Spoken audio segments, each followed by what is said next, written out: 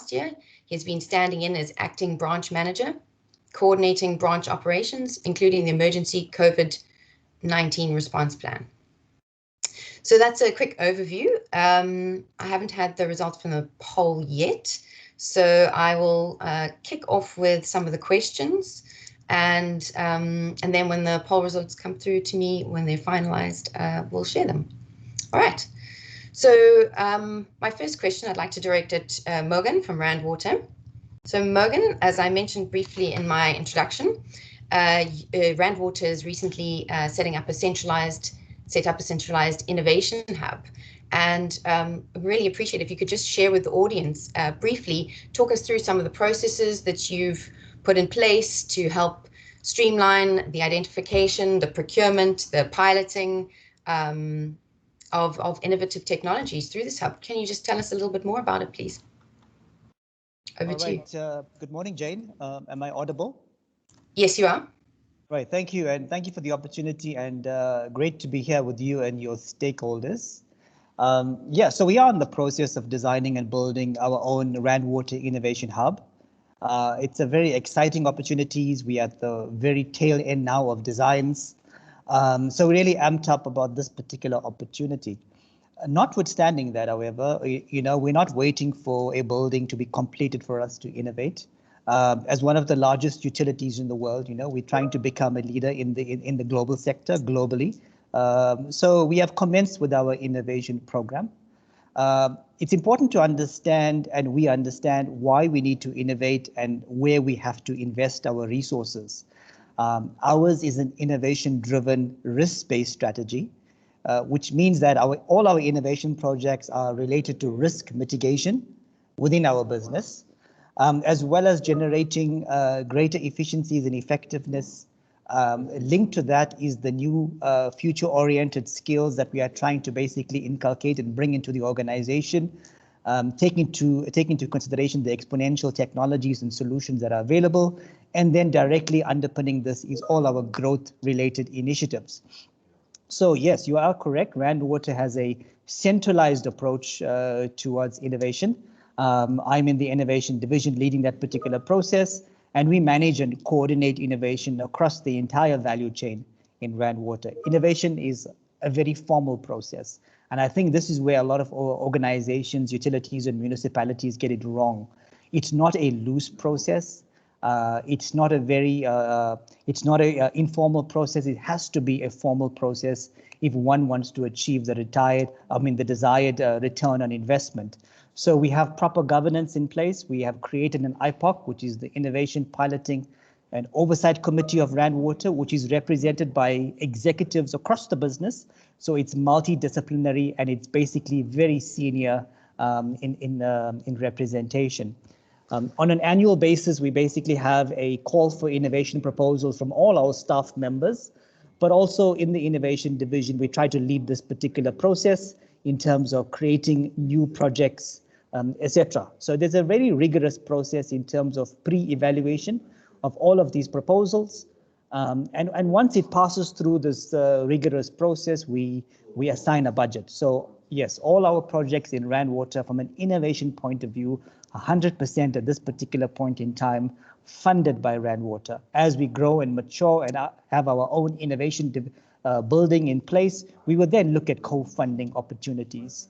We have hybrid teams working on these projects to ensure quick and effective dissemination, but also buy-in, getting buy-in from the various business units within the organization. So I think you also touched on the procurement aspects. Naturally, a contentious issue. There's possibly two approaches, the unsolicited route and the solicited route. Since we fund all our projects, we have opted to go via the tender route. So all our innovation projects where we work with collaborators is through the RFQ or the RFP open tender process. Our strategy is a hybrid strategy of innovation adoption and then innovation invention. So in terms of adoption, we quickly focus on mastering the art and the skills of actually adopting technologies within the organization. We pilot, and very importantly for us, we pilot all our solutions at full scale. So we have a very good understanding of the life cycle cost, the quality, the quantity, the skills developed, the challenges associated. We are then able to compare this to our traditional approaches of doing things, and then basically indicate to the organization, yes, this is a viable innovation which is ripe for implementation within the organization. The trick, however, is to get the timing between your planning processes and your innovation adoption perfect. So I think I've answered some of your questions there, Jane. Perfect, thanks, Morgan. And actually, I was wondering if you could elaborate on one aspect a little bit more. So a challenge that many municipalities face is often the difficulty in taking forward successful pilots through to wider rollout. So what processes do you put in place to help facilitate the transition from pilot to full scale? From pilot to full scale. All right. So as I mentioned to you, we have multidisciplinary teams which work on these particular projects, which is governed by the Innovation Division and IPOC, which is the Innovation Piloting and Oversight Committee. We are radically flat. So we try not to have too much of hierarchy built into our innovation processes across the organization. We involve all stakeholders from the business. And very importantly, data is everyone's business. We are in the data age, and we have lots and lots of data, and we generate new forms of data every single day through every single innovation project. So we try to share this information in near real time so that everybody has access to this particular information. Now, once your pilot has been completed, remember I said to you that we always involve all the various business units that are affected into the project for piloting and testing at full scale. There are three important processes that kick in, and perhaps this is where the municipalities can derive some benefit in terms of what works well at a utility such as Rand Water. We have what's referred to as beneficiation.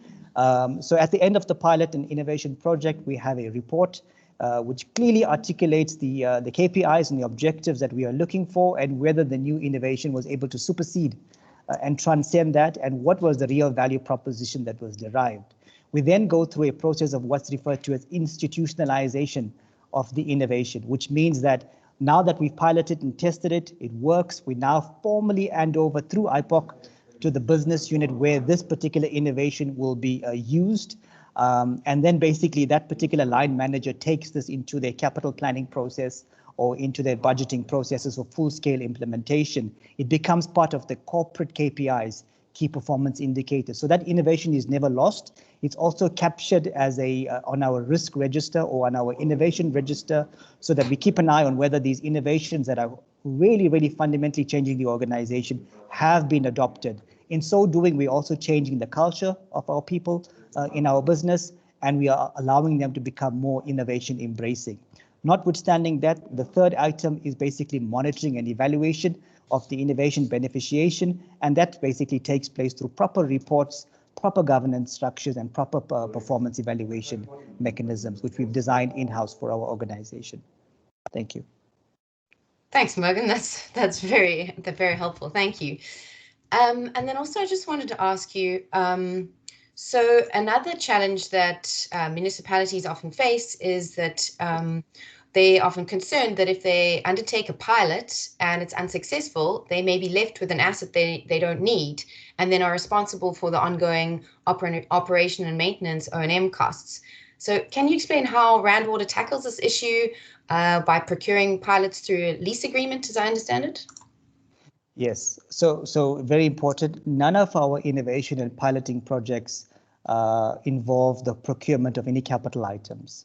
All our projects are tested at full scale, which basically means we are testing it on a live plant and operations, and we've mastered the art of how to do that, test bedding at full scale at a water utility level. It's risky, but I think talent is key in these particular projects, so you need to have the right skills, and working with your collaborator, you are able to effectively, test at full scale. Now, as I mentioned, none of our projects are CapEx in nature. We don't procure any capital items. When we do issue a tender, we do mention in our bids that the actual collaborator or the innovator will have to amortize the capital cost over the duration of the project. Typically, most of our capital intensive projects pilots are between six months to 18 months in nature, and we prepare to basically fund that cost in terms of amortization of the pilot cost over that particular amortization of the capital cost over that period of time. Naturally, we also reserve the right to procure the CapEx if required, and this is something which we introduce into those particular tender documents as well. Very important to understand is that we adopt plug-and-play technologies, which are skid-mounted, mobile, and modular. So any collaborator that we work with can actually come in, we give them access to our plant, we give them access to electricity, plant and operations, and of course the raw water or the drinking water or the PLC systems or the SCADA systems. And we are able to basically confine that to that particular pilot, de-risk it from the rest of the organizations, but still conduct it at full scale. So to answer your question, yes, we don't procure any capital items during the actual pilot project. We amortize that cost over the piloting period. We reserve the right to actually procure the CapEx if required. Thanks, Jade. Brilliant. Thanks so much, Morgan. Appreciate it. I'd now like to move over to ask Teddy Gounden from eThekwini a couple of questions.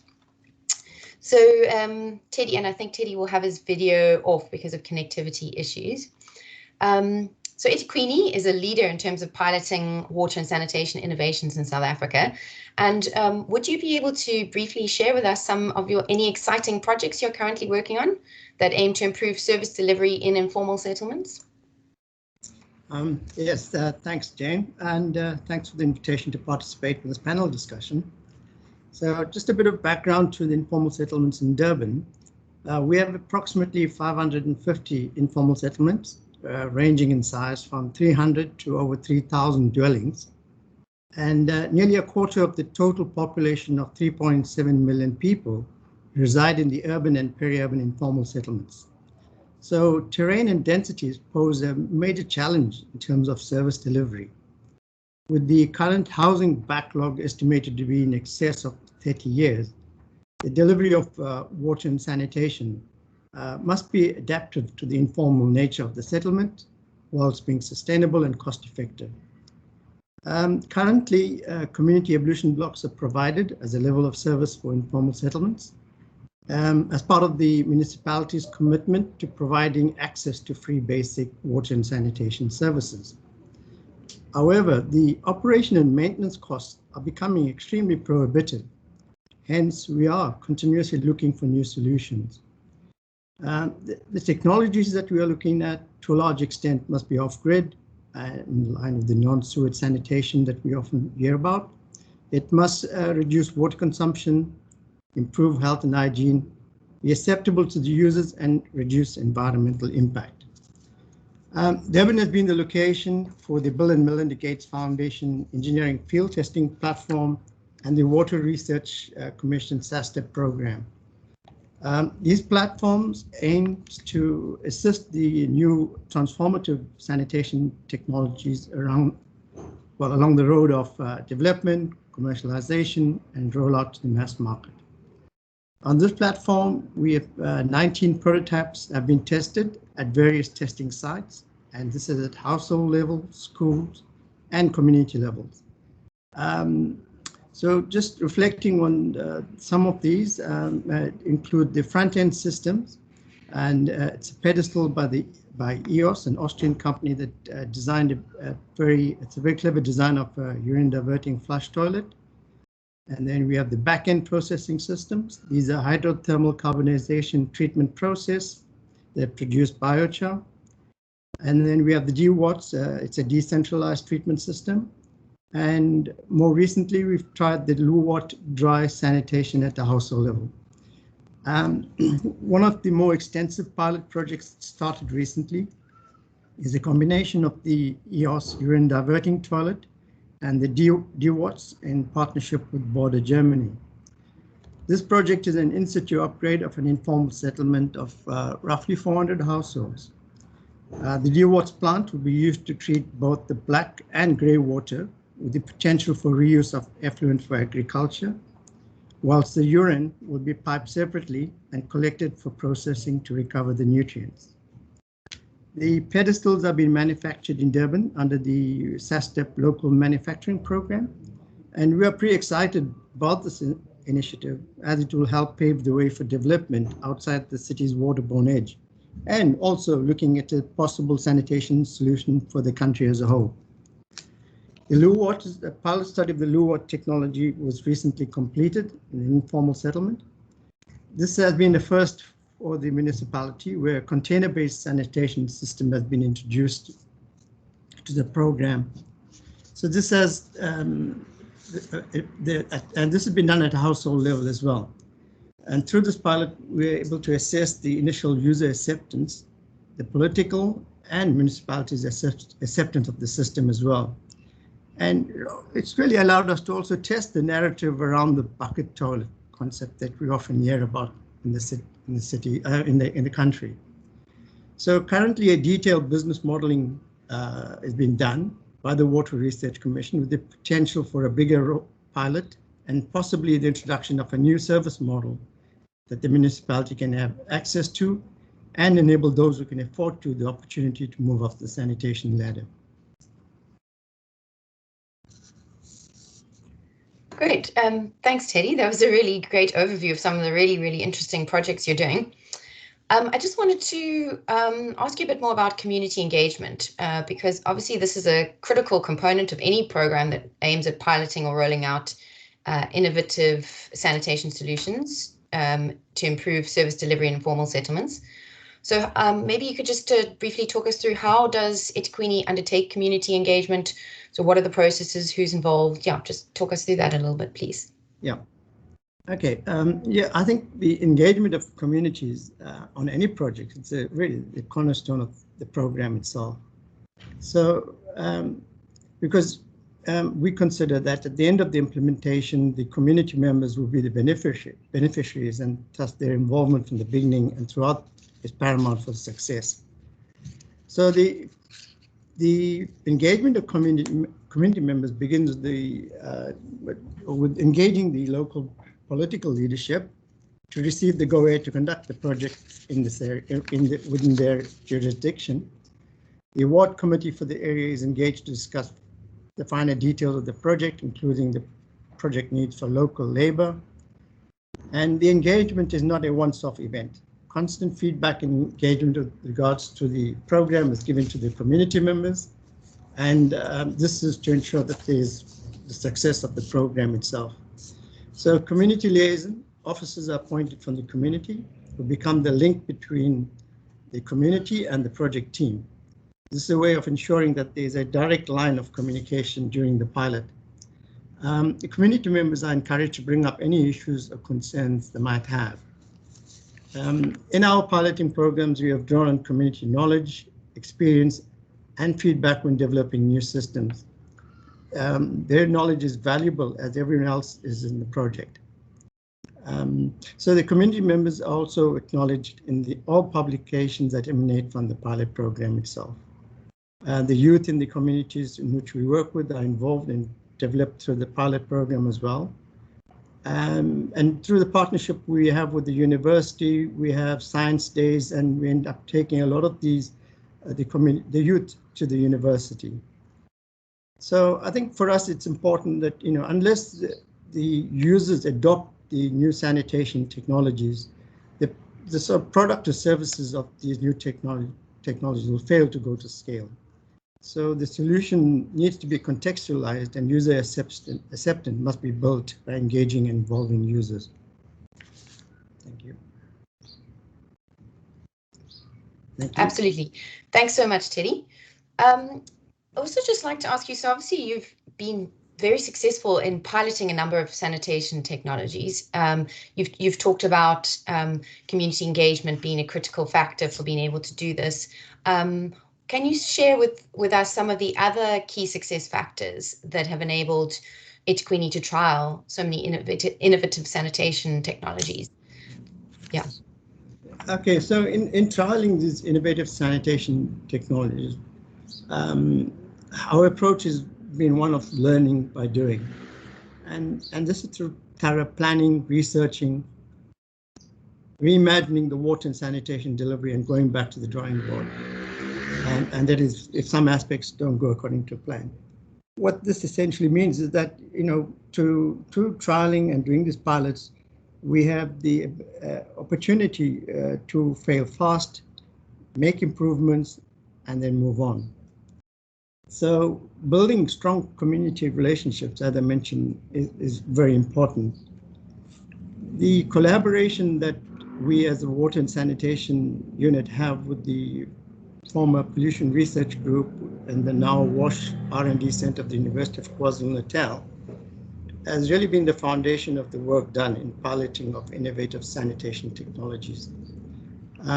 So this strong and long-term collaboration has enabled us to partner with other organizations such as the Bill and Melinda Gates Foundation, Water Research Commission, and other partners, including UN Habitat. So through our history, we've been willing to take calculated risks and have been open to innovation in order to deliver appropriate water and sanitation services. And I think another key aspect really is the culture of the institution itself, and the willingness to try new approaches. So this sort of organizational culture has helped in the success of piloting innovative technologies. And I must not forget the political will to also support innovation. The benchmarking and knowledge exchanges with other cities is another success factor, and we've been willing to share information on projects even when they have not been successful. Great. Yeah. Thank you so much, Teddy. And then I also just wanted to ask you, you touched on when you're talking about the different exciting projects you've been involved in. You mentioned you just recently completed a trial of the Luwak toilets, container-based toilets that seals waste with plastics after use, which can be recycled.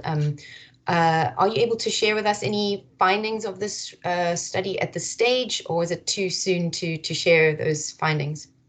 No, I'm happy to share that. So the response from the community itself has been very positive, but we've got to consider that this has been a very small pilot with roughly 4 households. And those that where the toilets were installed, they've been very positive in their responses. We did get some negative feedback from mostly the leadership structures within the settlement itself, and again, the association of these container-based toilets with the bucket toilets. But the general sort of communities that around where these pilots were done, it's been very positive, and they wanted to know when would they be receiving these toilets. So I think what I also want to touch on is really not only to look at this as a municipal service, but also how do we bring in the private sector to come into this space? Because if you look at the private sector providing chemical toilets, and that is readily accepted by municipalities, and there's no reference to bucket toilets. The private sector is providing the service, and it's been done. And yet, if the municipality has to provide a similar service, it will straight away be associated with bucket toilets. So the way we want to test and change the narrative is, again, to look at how the private sector can come in, offer this service at the lower end, or I say low end, to look at catering for the poor and the informal settlement at a reduced cost, bring in smaller businesses as well that have from the local community, and how then the municipality can look at and consider this as a level of service and somehow subsidize these services as well. But the importance of this is really to look at how are householders also prepared to pay for this. So if they want on demand to contact the private sector and then say, we want this toilet, we're prepared to pay for the service. So we really open up that space as well.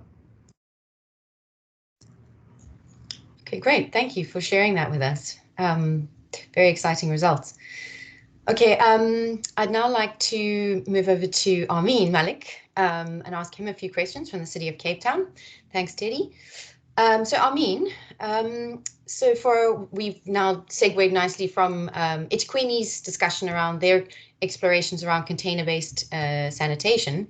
But for a number of years, the City of Cape Town has offered residents in informal settlements the option of having portable flush toilets, or PFTs as they're known, as an innovative in-home container-based sanitation system, and it's offered as a free service by the city. Please could you just briefly explain to the audience a bit more about this technology and how the city manages the servicing of the PFTs? Good morning, Jen. Good morning to everyone who is watching this stream. Thanks for the questions. So the PFT or portable flush toilets is one of a number of sanitation technologies that the City of Cape Town is offering to residents within our informal settlements. This is in addition to your fully flush toilets, your chemical toilets, and your containerized toilet sanitation technologies. The technology itself, if you can imagine the portable toilets that are used by caravanners, it's a very similar technology. It consists of an upper tank, which includes the seat and the flushing mechanism, and then the lower tank, which actually stores the waste. It has a capacity of approximately 7 liters, and the lower tank itself is the one that gets decanted on a regular basis.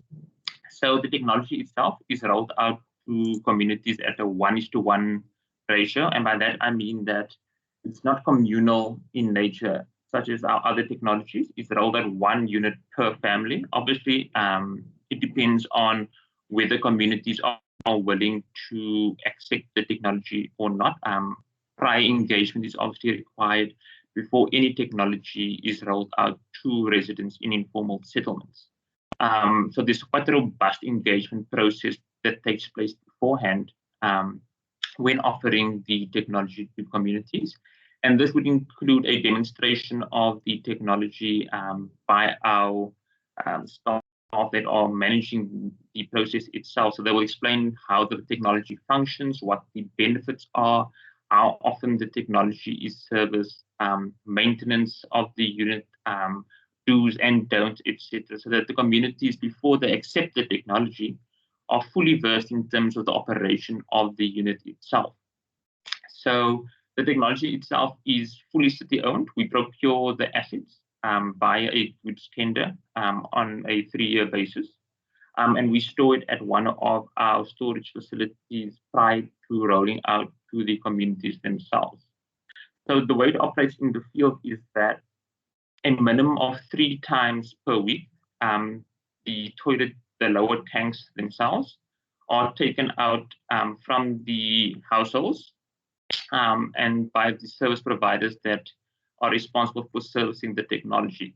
So 3 times per week, our service providers would remove the lower tanks, transport them to our Borges Quarry wastewater treatment plant, wherein we've got a new fecal sludge management facility that was constructed in 2019, so roughly 2 years ago, which is a very exciting facility that the City of Cape Town is very proud of. I believe it's the first of its kind within at least the Southern Hemisphere, if I'm not mistaken.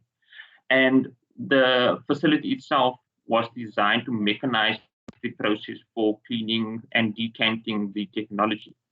So it automates the process rather, thus minimizing contact between the fecal sludge and our cleaners at the facility itself. So this process takes place 3 times per week. Residents would receive a new lower tank on the same day that they place the full tank out for collection. So there's no stoppage in services in terms of the operation thereof. One of the added benefits is that with the rollout of this service, there's also an element of job creation within these communities, where the service provider, and this is mandated in their contract with the City of Cape Town, is that they need to appoint a certain percentage of local residents from that informal settlement to assist with the servicing process. So they will be referred to as the pullers that are responsible for collecting the waste tanks to a centralized collection point for the vehicles to come and collect, transport to our Borges Quarry wastewater treatment works. So in that sense, it's also the benefit of job creation over and above the sanitation aspect for the residents of our informal settlements.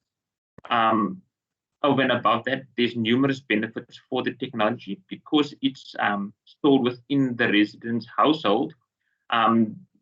It overcomes the risk associated with crime, particularly for the children, the females, and the elderly in the community, that they don't have to walk long distances, particularly at night, to the communal facilities, and then risk sort of being attacked by vandals, etc., in these informal settlement communities. So it improves the safety aspect for our residents, which is a great benefit.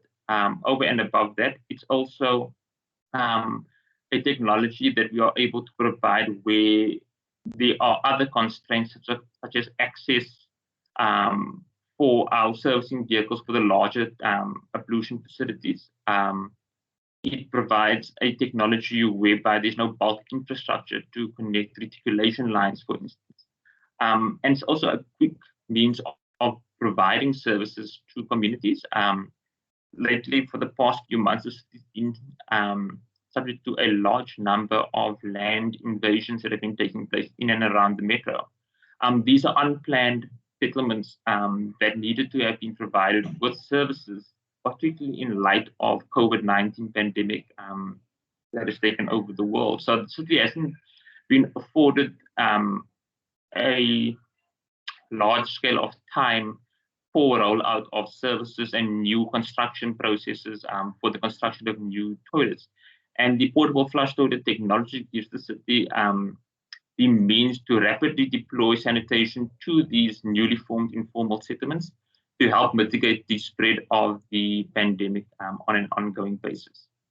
And then finally, just in terms of the sort of the lifespan of the technology, obviously in an informal settlement environment, the dynamics are a lot more rugged in the sense that there's a lot of touch points between the community, the poolers, the service provider. So the technology does not last necessarily as long in our informal settlements as they do maybe in the private sector for private families and their caravans, etc. So on average, the technology would last anywhere between 2 and 3 years prior to the need to have them replaced with new tanks to the communities. And then just in terms of the cost of the system itself, the city of Cape Town spends roughly 40 million rands in terms of the portable flush toilet technology servicing and labor costs on an annual basis. And that's to service the approximately 22,000 units that we've got rolled out to various informal settlements across the metro. Thank you. Thanks, Armin. That's a really comprehensive answer. Appreciate it. Lots of really interesting details there. I was just wondering, so what advice, so you've obviously had experience with these PFTs and in-home, that are in-home container-based toilets. What advice would you give other metros that are interested in exploring in-home container-based sanitation solutions for informal settlements like PFTs? Okay, thanks for the question, Jane. So with any, as with any other technology that are being provided to residents, there's always the element of community acceptance. So in this sense, it's very critical that prior to adopting any technology, those engagements take place with communities to gauge sort of their understanding and their willingness to accept the technology, even if it's in the form of a small pilot of sorts before fully investing in any technology. Just from the City of Cape Town's perspective, we've piloted a number of technologies across the years in informal settlements. Some have been widely accepted and others not so much for various reasons. So to avoid any what can be seen as fruitless and wasteful expenditure, it's imperative that those initial engagements take place with communities to get their buy-in and also to get their opinions in terms of what can be improved based on the pilots that come through, etc., so that you have this working relationship with the communities to improve services in the informal settlements, but with their cooperation. I'll also get a feel for the market within the respective municipalities to sort of see, now is the infrastructure required readily available in the market? In the City of Cape Town, for instance, the portable flush toilets are not manufactured locally. They are imported from overseas, from Italy, from our service provider. So those are the type of considerations that do need to be taken into account from an operational perspective, because obviously when you are importing, particularly in today's COVID-19 world, there are quite a extensive lead time in obtaining the necessary assets as well as the replacement parts that accompany these technologies as well. So that needs to be taken into account. Disposal is a big consideration. Obviously, not every wastewater treatment works is created equally. They are designed for a specific chemical load. So that would need to sort of be taken into consideration around the decanting of the technology, so that you don't overload the respective water treatment works. And then finally, I would say, look, get the feedback from communities.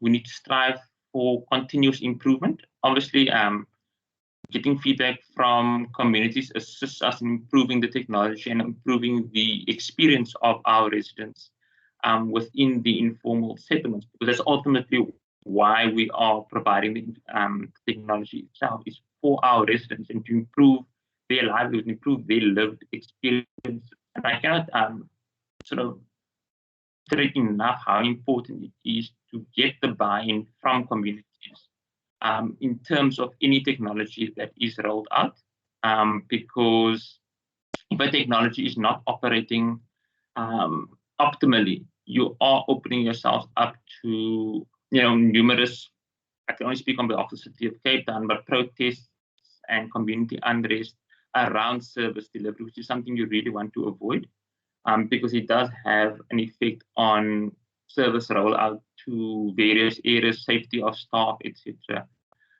When these type of demonstrations do take place. So a lot of it is very much around the initial legwork, around the technology, and then ensuring that once the technology is widely accepted, you have that monitoring and evaluation aspect on an ongoing basis to ensure there's continual improvement around your operations and processes within the informal settlements.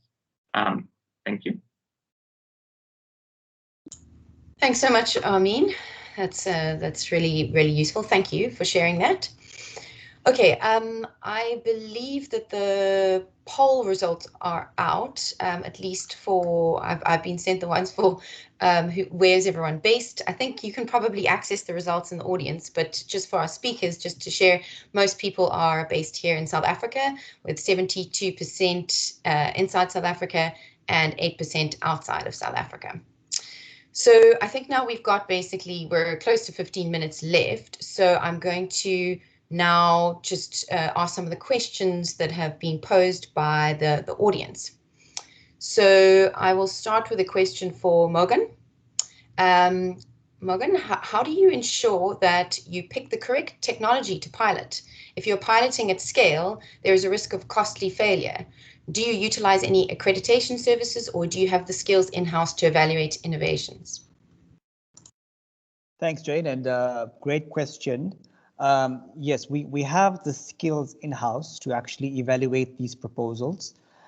Typically, we have a very rigorous process in terms of evaluation of technologies and solutions prior to the appointment of the service provider. This forms part of our bid evaluation stage. We look at case studies. We look at previous relevant experience, and in most of our innovation adoption related projects, remember I said we have a hybrid strategy of innovation adoption versus innovation invention. In most of our innovation adoption projects, we specify a technology readiness level of 6 to 9, which means that, look, there should be case studies available. The technology will have proven itself in other relevant or similar applications, etc. So that's one particular way. We also use a multiple award system, which is unique since we are paying for it. And based on the number of awards based on the number of service providers we award, we are able to basically look at the budgets involved in that particular project. And typically there's about three service providers awarded per innovation project. And naturally, we from our findings, at least 2 of them have more than exceeded our key performance indicators. For the ones that fail, there's no such thing as a failed innovation project. The learnings that you derive from such an experience is priceless. So you should be having a knowledge management systems in terms of where and how you park and package the information that comes from these innovation failed projects. For the innovation projects that have passed, we then move into what's referred to as beneficiation and institutionalization. Thanks, Joanne. I think I've answered that question. Thanks so much, Morgan.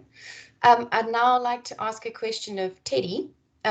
We've had a question from the audience is, how can we manage the risk of doing pilots with regards to raising expectations? What is the benefit of doing pilots versus mass rollout of incremental upgrading? Sorry, okay, thanks. Those might be two questions there. Yes, I think if we look at managing the risk and what we have established as part of the field testing platform, it's a very structured program, and with key partners like the university. So, and the commitment that we have both from the city and the leadership itself within these communities allow us to go in and work in these communities. And we engage, it's a long process in terms of working with the communities, informing them about the project itself and the trials and the pilot itself and we inform them up front. We are testing these technologies. It doesn't necessarily mean it will work or it will be available for the community. It's all part of a trial. And at each stage of the program, as I mentioned previously, we engage them and we're getting constant feedback. And so we are able to then determine what will be an appropriate technology for a larger scale rollout. And I think all of these trials that we are doing as part of the field testing is really getting data back to the technology developers to allow them to develop the technology further in terms of getting it to run in a steady state and more towards the technology readiness level of 8 and 9. But it also gives us this opportunity to look at what's coming in the near future and to be really early adopters of this technology itself. I think the benefits of doing pilot is very clear. You're able to really determine whether whether technology will be accepted by the community, what are the challenges around the O&M part of it, and also looking at the what is going to be the appropriate technology for those communities in that settlement, and if they're going to be there for a short space of time and they're going to be relocated. So you have the benefit of making sound decisions. Thanks, Teddy. That's very helpful. Armin, we have a question for you. I'll just find it now. I've lost it. Sorry, it was around, oh yes, why not look at local offerings and solutions? Having to import seems a bit time consuming and solutions are needed ASAP. Any comments on that, Armin? Yeah, so the technology itself, these service providers are all local providers, so they subcontract the importing of the technology from overseas. The issue we've had in the past is that the local offerings in terms of the portable units themselves do not meet the specifications within our service contracts in terms of the ruggedness of the technology, etc. But we are engaging with local suppliers in a bid to sort of open up the market, so to speak, and advise them on what the specifications are that the City of Cape Town is looking for, so that when it comes to the renewal process for the new tender to be awarded, the market is already able to sort of respond in terms of offering solutions that meet the criteria required in terms of specifications for those units, so that our local service providers that tender for the project itself would be able to source the technology locally. And then if we do have confirmation that the technology is available in the local market, we can also specify in the contract conditions that, you know, the technology needs to be sourced from local sources in terms of the contract and tender conditions. Because obviously from municipalities' perspective, our first choice would be to procure locally, because it speaks to job creation. And only in the eventuality where we aren't able to get the necessary assets from the local market do we look at overseas markets for sourcing the necessary material. Thank you. Thanks, Armin. And perhaps you or Teddy wants to answer this one. How do the respective metros overcome the challenge of rapidly growing or dynamic informal settlements and traditionally longer planning timeframes and processes linked to service delivery? So in other words, how have the planning and implementation timeframes been streamlined to respond to the often rapid growth of informal settlements? Armin or Teddy, I don't know who wants to take that one. I actually deep into the question. So it is a massive challenge, particularly in recent years. On average, and this is data that we've received from our colleagues from the Human Settlements Directorate, is that on average, we, as the City of Cape Town, experience 15,000 new households on an annual basis that enter areas of informality. So you can just imagine at that scale, the city's planning in terms of large-scale projects are not able to necessarily keep up with these unplanned areas of informality. So what generally happens is that projects that have been sort of on the project pipeline for a number of years have that risk added to them. In a large number of instances, projects are delayed or pushed back into the outer years as a result of these expansions and new informal settlements.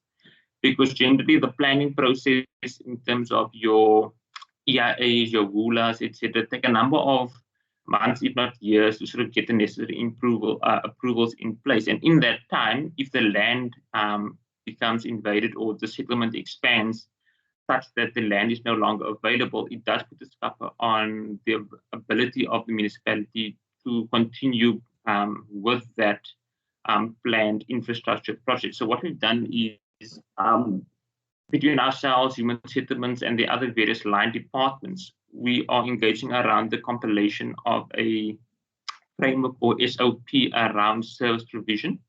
And how it's sort of been set up is that there are various stages of service provision. So you would look at all settlements that are recently formed, for instance. We would look at emergency relief as an interim measure that would consist of certain technologies in the form of access to water and access to sanitation at a predefined ratio. And then as soon as that settlement progresses to formal recognition, additional resources can be allocated in terms of full basic services provision. So there'll be various stages that the settlement would go through prior to the formal upgrade of a township that is planned by the Human Settlement Directorate. So in that sense, it's not a case where, because we are not able to readily do full infrastructure or full informal settlement upgrade projects, those informal settlements are going to be neglected. There will be a process where service provision incrementally gets upgraded until you've got the full suite of services provided to these informal settlements. And in that way, we are able to ensure that services continue to be rendered over and above the national norms and standards in the cases where settlements expand at a growing rate or new settlements develop over time.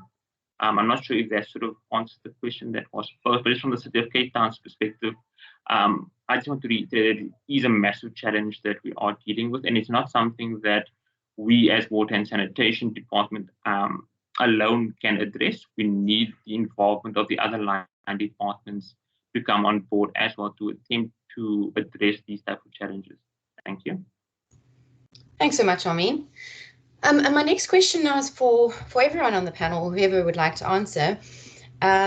So metros, they face a number of challenges that make it difficult for them to trial and roll out innovations in the sector. And I'd be curious to know, what do you think are the 1 or 2 key changes that could make a big difference to making it easy for metros or water utilities to adopt innovations. So this might be something that needs to be done by National Treasury or the National Department of Water and Sanitation. Maybe it's NGOs, maybe it's private companies, or actually the metros or water utilities themselves. So just, I don't know, if just one or two key changes that you think could make a really big difference to enabling innovation, to create a more enabling environment for innovation.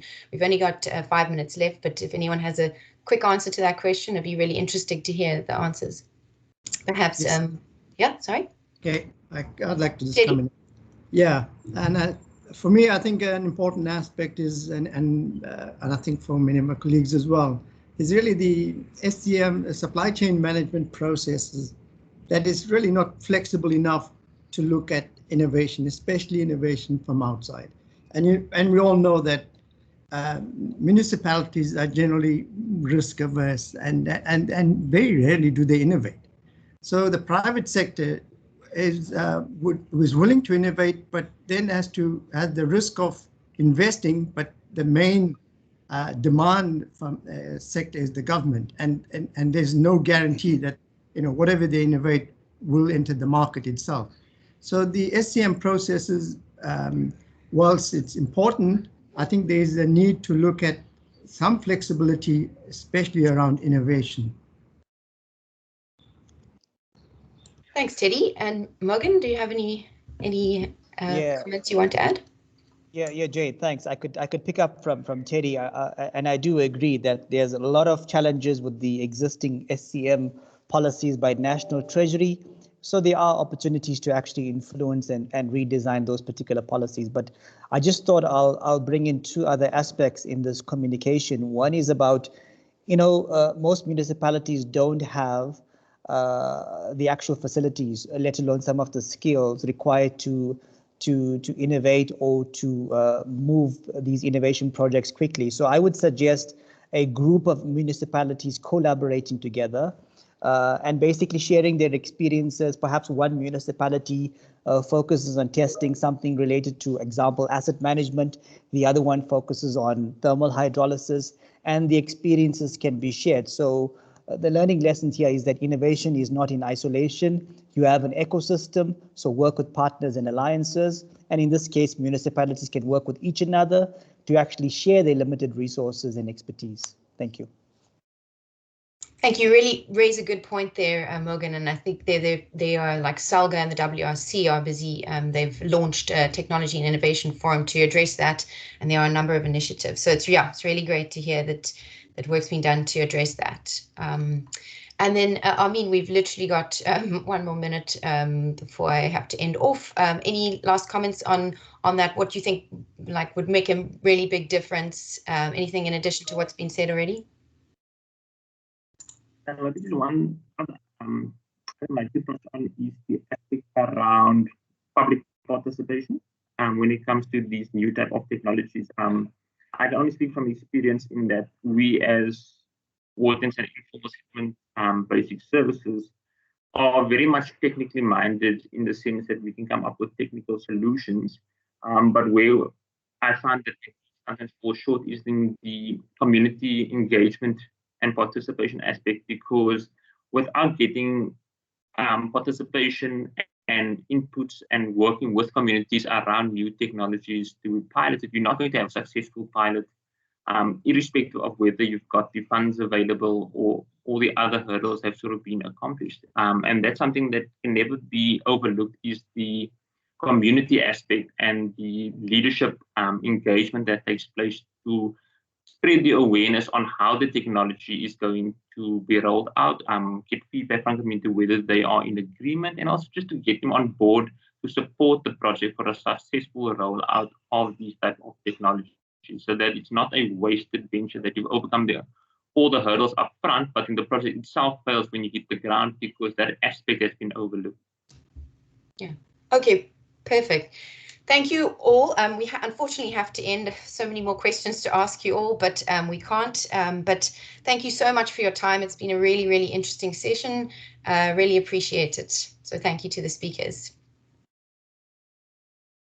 Only a pleasure, Jane. Thank you. Pleasure. Thank you. Thank you. Thanks. Bye. Thank you.